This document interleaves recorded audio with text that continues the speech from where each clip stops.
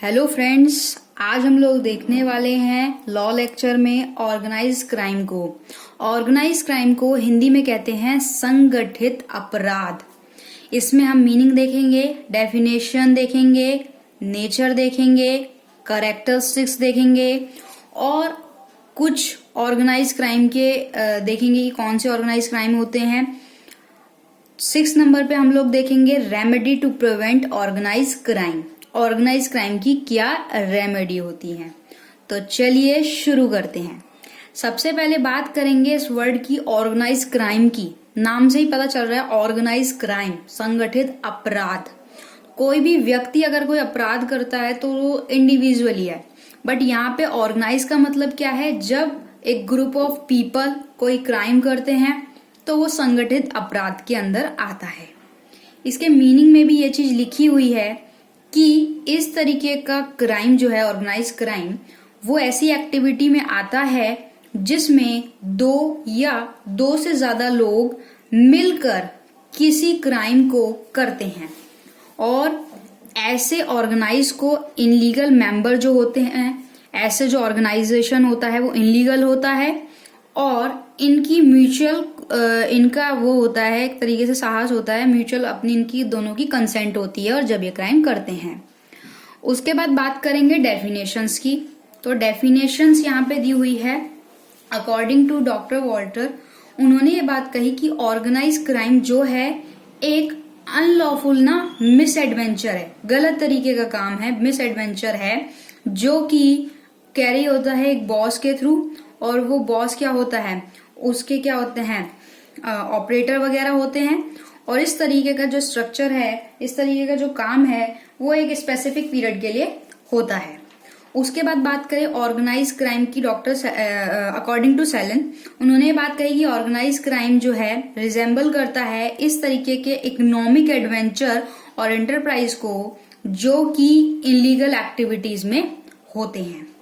उसके बाद हम बात करने वाले हैं nature of organize crime. Organize crime के क्या नेचर हैं।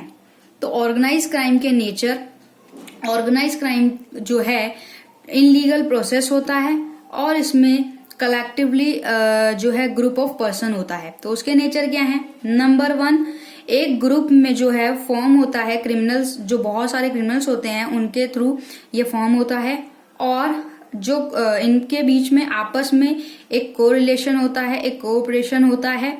प्रॉपर एक दूसरे को ये लोग प्रोटेक्ट करते हैं। कभी आपने देखा होगा इस तरीके के जो लोग होते हैं, जैसे कहीं पे बैठ के ताश वगैरह इस तरीके की चीजें करते हैं, गैम्बलिंग वगैरह की, तो ये जब भागते हैं तो एक दूसरे को प्रोटेक्ट भी करते हैं मुसीबत में। दूसरा इसमें ये होता है कि क्रिमिनल जो है डिवाइडेड होते हैं, वेरियस पार्टी, बहुत सारी पार्टीज होती हैं। नंबर के बेस पे होता है कि भाई इतने नंबर्स के, मतलब डिपेंड करता है कि क्राइम का नेचर कैसा है। मान लीजिए जैसे हम आईपीसी में भी पढ़ते हैं कि अगर डकैती है तो कम से कम 5 लोग होने चाहिए। तो नंबर मैटर करता है कौन सा नेचर का, मतलब क्राइम जो है किस नेचर का है, उसके हिसाब से ये नंबर्स में डिवाइड होती हैं इनकी पार्टीज, इनके दल बने हुए होते हैं एक तरीके से। थर्ड पॉइंट, इन लोगों के क्या होते हैं, ग्रुप्स होते हैं क्रिमिनल्स के एक्टिविटी के, पार्टिसिपेट करते हैं ये लोग इस तरीके के उसमें, और इनमें एक तरीके से भाईचारा आपको देखने को मिल सकता है। 4th पॉइंट पे बात करें तो इसमें क्या होता है, एमिकेबल यानी कि एक स्नेहपूर्ण रिलेशनशिप होता है विद पुलिस और एडमिनिस्ट्रेटिव मशीनरी में, जो कि इनको प्रोटेक्ट भी करता है। इतने सारे ये जो गैम्बलिंग और ये सब चीजें चल रही हैं तो क्या कैसे चल रही हैं, क्योंकि इन्हें मशीनरी जो है प्रोटेक्ट करती हैं। उसके बाद 4th पॉइंट पे हम लोग बात करने वाले हैं कैरेक्टरिस्टिक्स ऑफ ऑर्गेनाइज क्राइम की, संगठित अपराध की। तो नंबर 1, नंबर ऑफ मेंबर इसमें होने जरूरी है। नंबर ऑफ मेंबर कैसे, हमेशा 1 से ज्यादा व्यक्ति ही जो है ऑर्गेनाइज क्राइम में होता है। 2 या 3 पर्सन सफिशिएंट होते हैं थेफ्ट के लिए, चोरी के लिए। मोर देन 10 to 12 पर्सन डकैती कर सकते हैं। अकॉर्डिंग टू आईपीसी अगर हम देखेंगे तो अकॉर्डिंग टू आईपीसी में क्या है, अकॉर्डिंग टू आईपीसी में है 5 and more पर्सन, यानी कि मिनिमम 5 होने जरूरी है। उसके बाद डिवीजन ऑफ पावर, पावर को यहाँ पे डिवाइड कर दिया जाता है। हर मेंबर को, जो ग्रुप का मेंबर है, उसको एक पर्टिकुलर वर्क दे दिया जाता है। जैसे कि मान लीजिए कि कोई डकैती हो रही है, तो 2 लोग बाहर रख देंगे कि भाई तुम पहरा दो, बाकी 4 लोग अंदर जाएंगे, उनमें से 2 लोग डिवाइड हो जाएंगे कि 2 लोग क्या है जो फैमिली में जहां पे वो डकैती कर रहे होंगे उन लोगों को देखेंगे। तो डिविजन्स हो जाती हैं यहाँ पे, और क्लियरली यहाँ पे सबको एक स्पेसिफिक ड्यूटी दे दी जाती है ईच मेंबर को थ्रू टू लीडर। लीडर को क्या करता है, लीडर ही इस जो ऑर्गेनाइज्ड क्राइम है उसको मैनेज करता है। Third one is plan member. Plan होता है, सिस्टमैटिक वे में एक प्लान होता है और उस प्लान को फुलफिल करते हैं कि हाँ इस तरीके से हम लोग लूट करके आएंगे, तुम गाड़ी तुरंत चला देना। इस तरीके को एक स्टोरी के वे में मैंने समझाने की कोशिश की है, तुम इस तरीके से चला देना। तो एक प्लान मैनर में होता है, सब सिस्टमैटिक वे में होता है और सारा प्लान हर ग्रुप के मेंबर को पता होता है। Fourth point, unchallenged leadership. Unchallenged leadership क्या, इसमें जो ग्रुप है वो जो इस तरीके का भी क्राइम होता है तो उसका जो लीडर होता है उसकी सभी ये लोग बात मानते हैं, जो भी मेंबर होते हैं।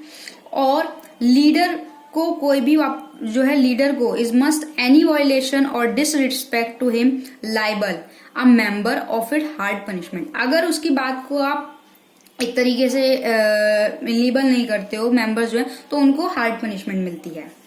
उसके बाद सीक्रेसी। यहाँ पे इन लोगों में एक ये चीज है कि गोपनीयता। सीक्रेसी मतलब हिंदी में गोपनीयता। जब भी इस तरीके का कोई क्राइम होता है ऑर्गेनाइज फॉर्म में तो कॉन्फिडेंशियल होता है और हर मेंबर को पता होता है कि जो भी क्राइम हो रहा है।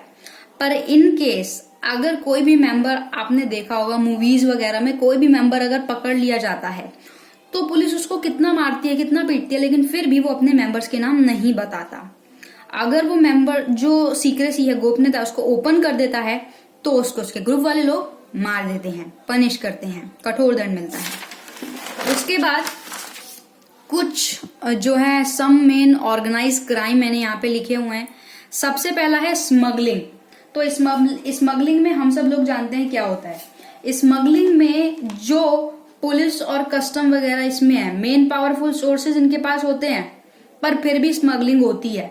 कैसे? स्मगलिंग में यही होता है ना, बहुत सारे पीपल्स होते हैं वो।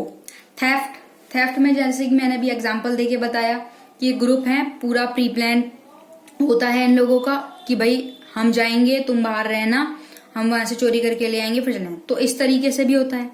प्रोस्टिट्यूशन, ब्रोकर वगैरह जो होते हैं, जो लड़कियां होती हैं कम एज की और वुमेन्स वगैरह होती हैं, या कईयों को तो फोर्सफुली भी ये प्रोस्टिट्यूशन के काम में लगाते हैं।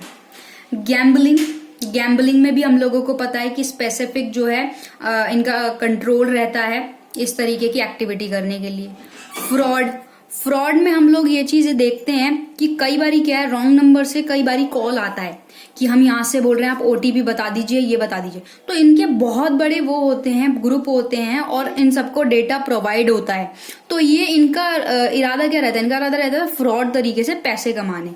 तो फ्रॉड का एक अच्छा एग्जाम्पल ये है जो फेक कॉल्स आती हैं और इस तरीके से आजकल जो चल रहा है कि ऑनलाइन ट्रांजेक्शन करते हुए या वैसे भी आपके पैसे फ्रॉड के तरीके से चले जाते हैं।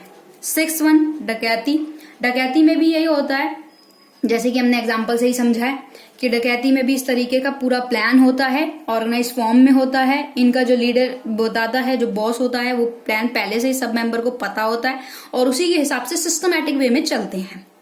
6th पॉइंट पे बात करेंगे हम, remedies to prevent organize crime.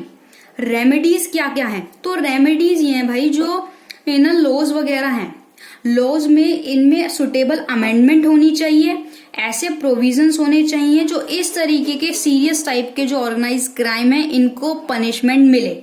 2nd one, all person जो भी गिल्टी हैं लूट के लिए, डकैती के लिए, इनको यहां पे एक बात ध्यान देने वाली है, death instead of life imprisonment. मतलब कि इनको लाइफ इम्प्रिजमेंट, आजीवन कारावास के बदले इनको सीधा डेथ इंस्टेंट दे देनी चाहिए, इनको मार देना चाहिए, डेथ की सजा सुना देनी चाहिए। 3rd वन इज पुलिस और एडमिनिस्ट्रेटिव अथॉरिटी को ये पावर देनी चाहिए, उनकी पावर को वाइड कर देना चाहिए ताकि कोई भी इस तरीके की सिचुएशन हो तो वो डील कर सके। 4th वन इज एक हेल्दी पब्लिक ओपिनियन भी होना चाहिए कि इस तरीके से क्राइम को कैसे प्रिवेंट किया जा सकते हैं। आप लोग भी अपनी रेमेडीज इस टॉपिक पे बता सकते हैं कमेंट सेक्शन में लिख के, मुझे अच्छा लगेगा। आई होप ऑर्गेनाइज क्राइम आपको क्लियर हुआ हो। वीडियो पूरी देखने के लिए thank you so much. Video अच्छी लगे तो लाइक कीजिएगा, शेयर कीजिएगा, और अगर आप इस चैनल पे नए हैं तो चैनल को सब्सक्राइब करके बेल आइकन प्रेस कीजिएगा।